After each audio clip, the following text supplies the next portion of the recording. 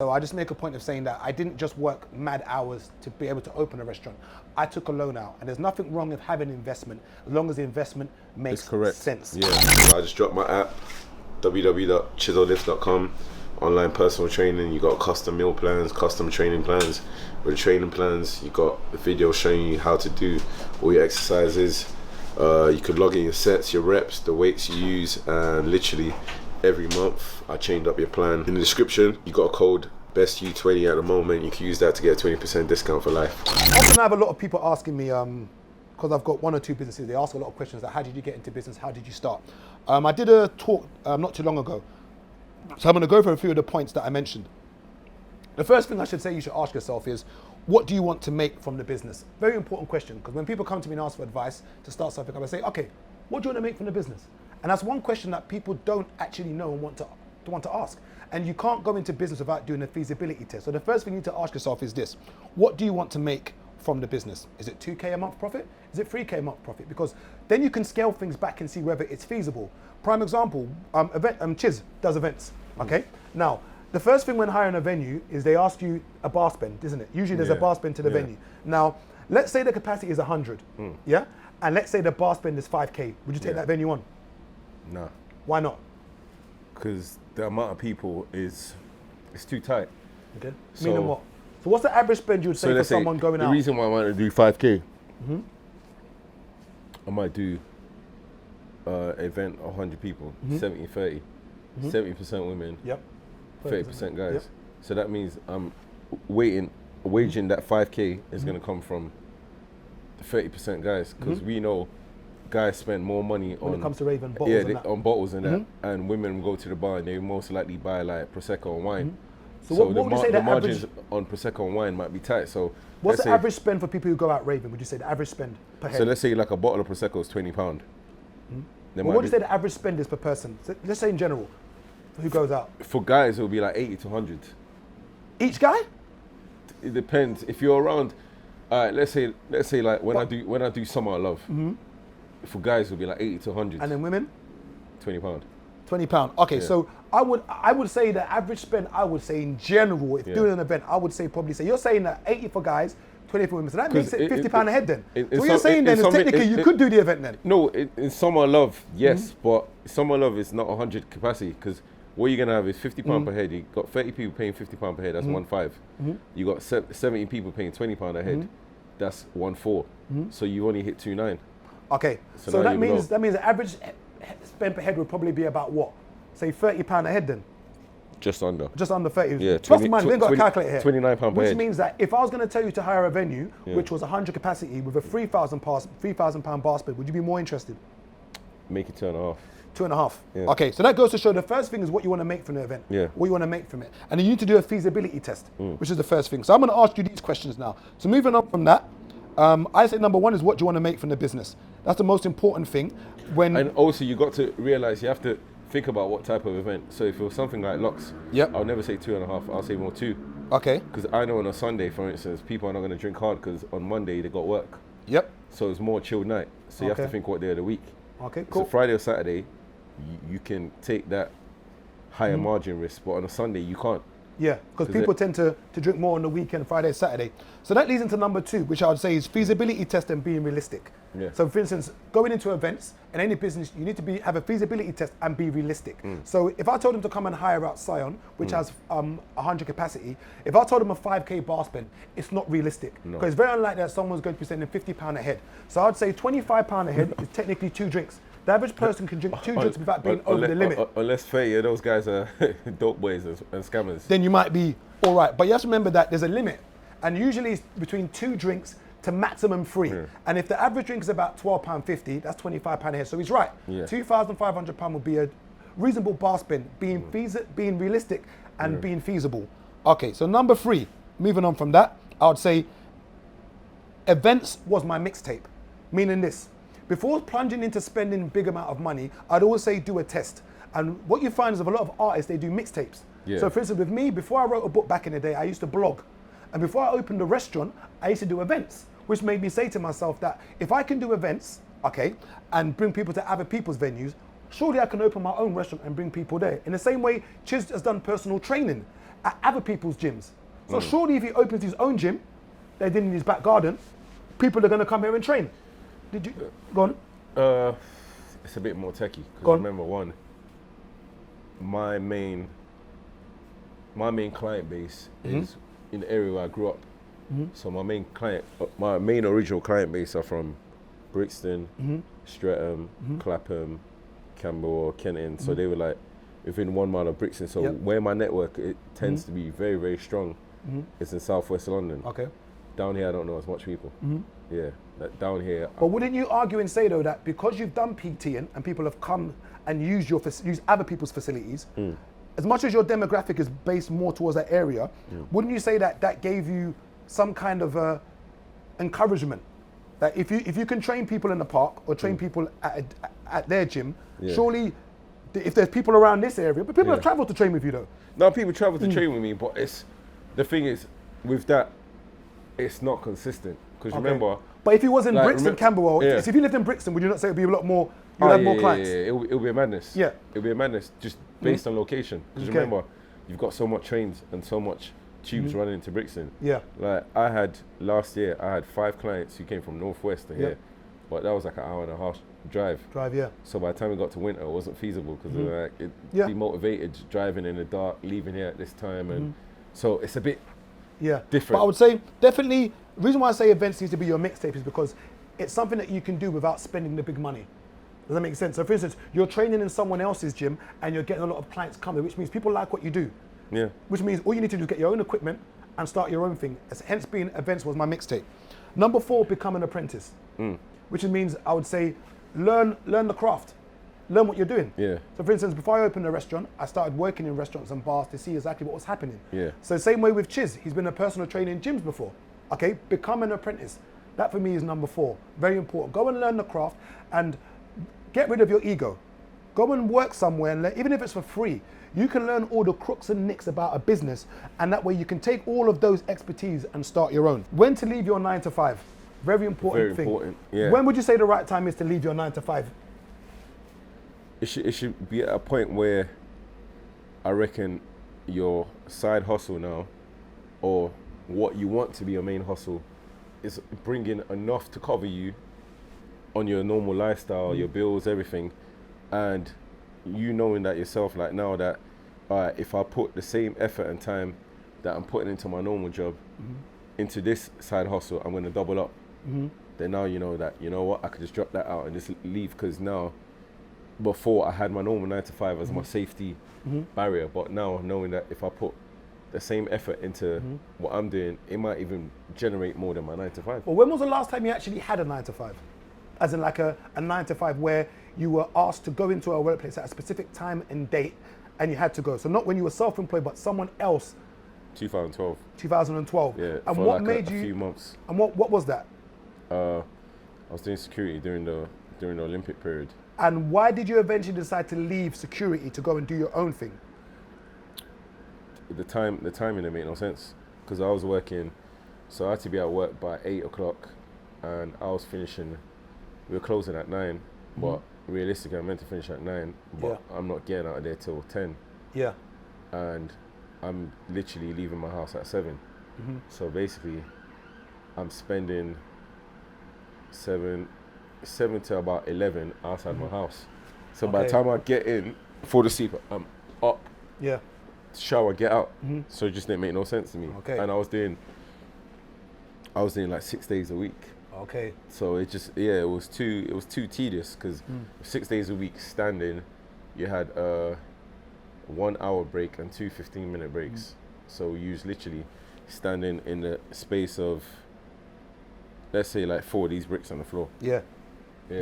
Literally the whole day. But then again, that means you took a risk and a gamble, just literally leaving work to try and. So what did you start doing as soon as you left? So at the same time, I was doing. So really and truly, I was working security 7 days a week, because I had a Sunday job at Vauxhall Market security. Okay. And that paid cash in hand. It paid slightly better than the other job.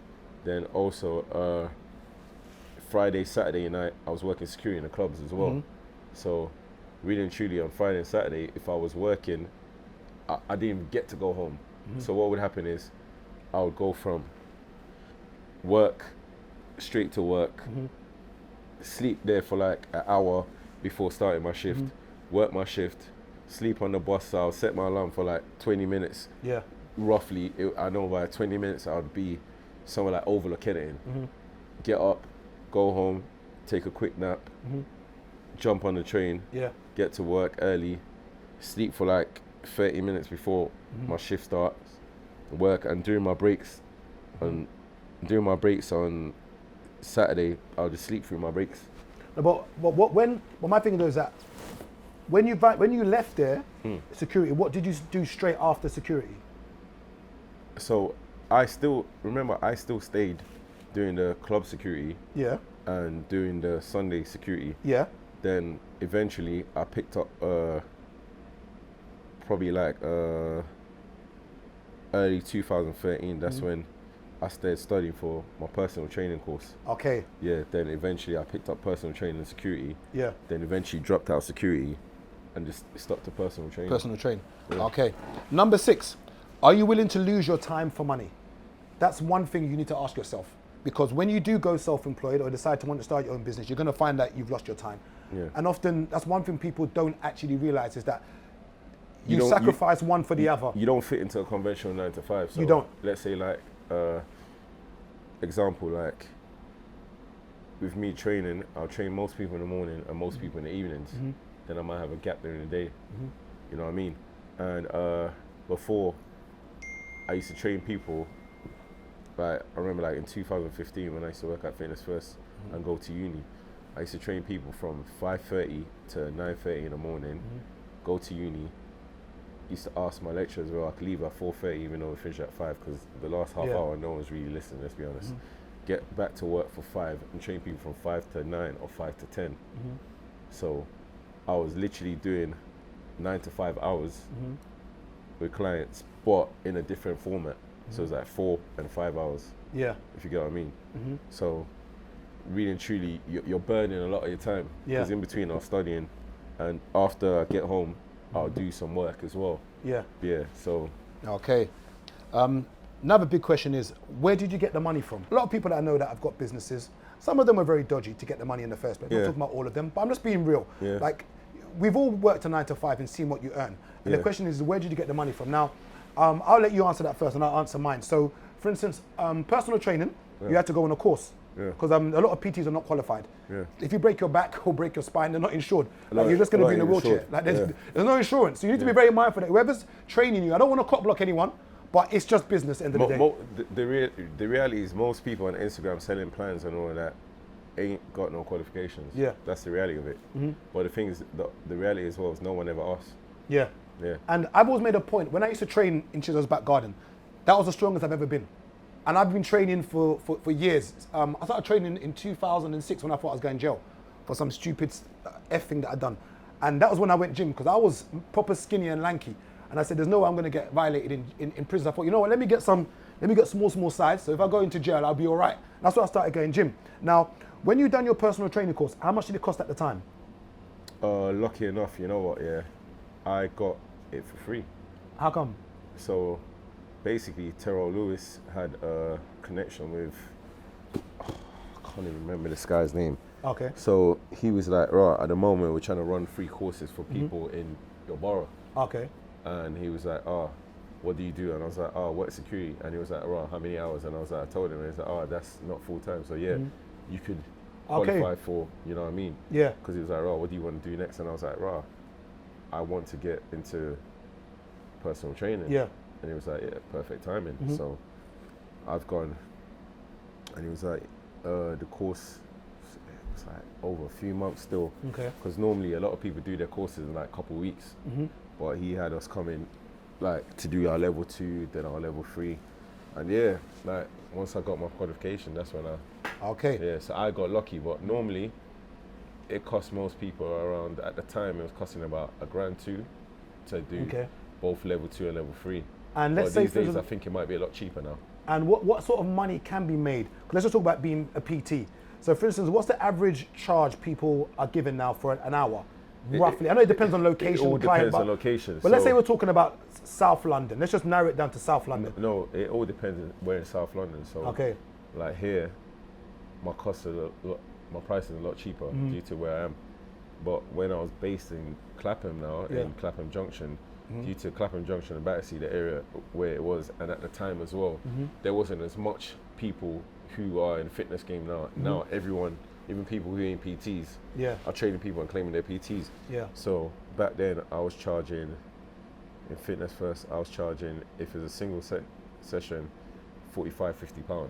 Okay. And what would you say, how many clients would you say, if you averaged it out, how many clients would you say on average you could have a day? Because there might be days you would have 7 and days you might have 2. Right. So roughly would you say?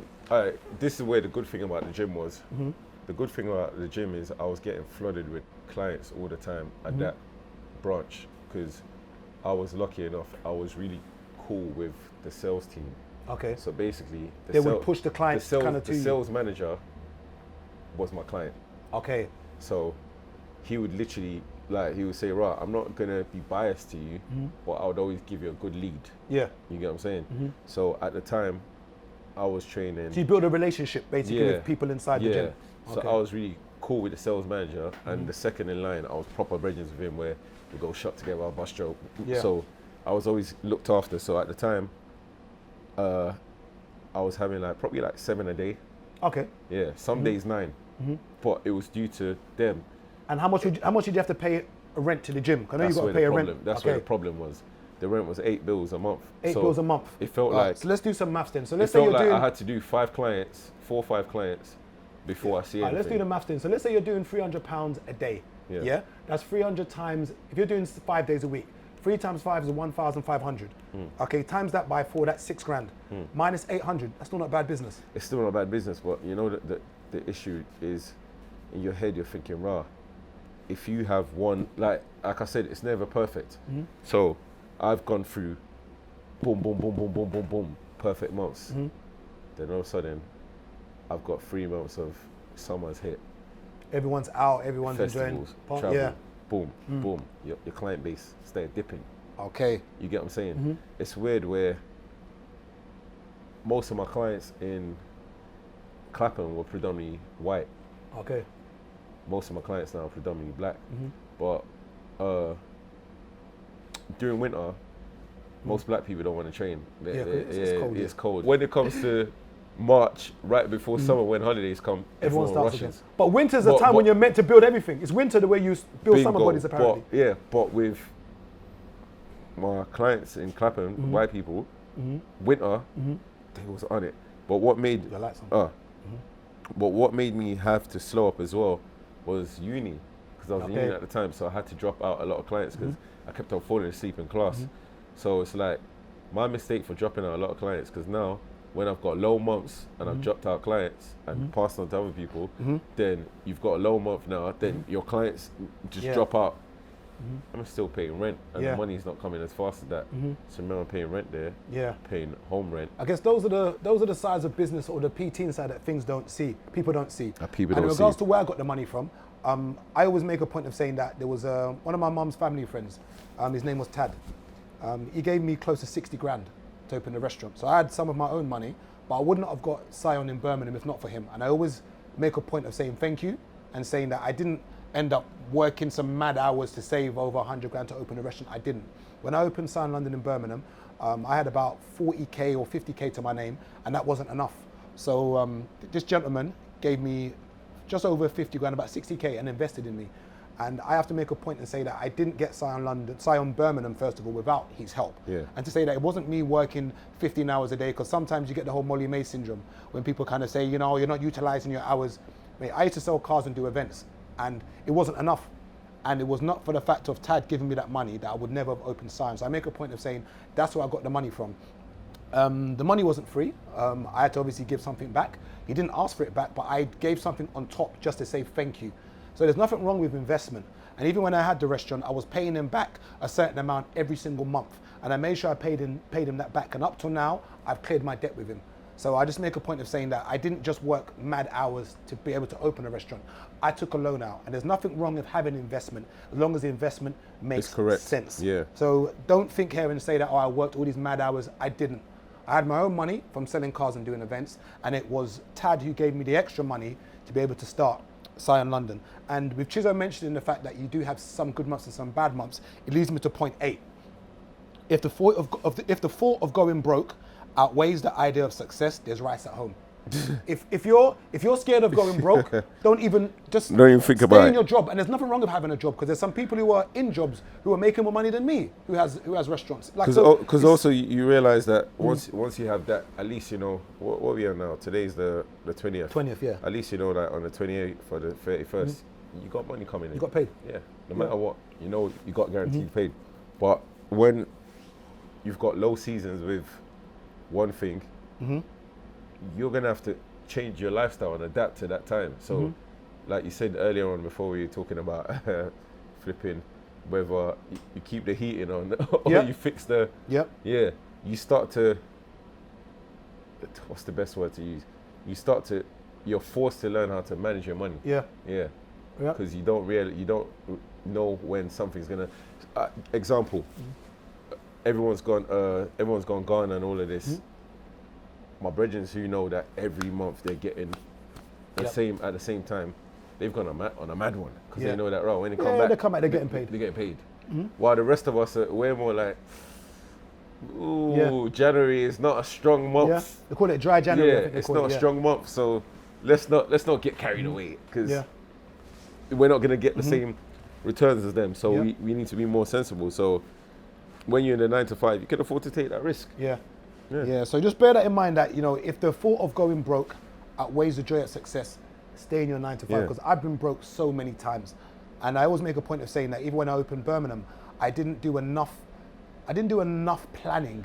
So towards sort of like December times, January, February, I was broke.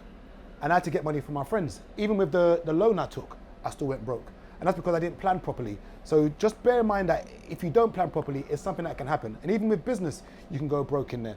Even when I opened Birmingham, due to the pandemic, I ended up running out of money. And I had to go to my friends and family to support me, to give me finance, to be able to keep afloat. So I don't ever act like it's all dandelion on burdocks. It's not.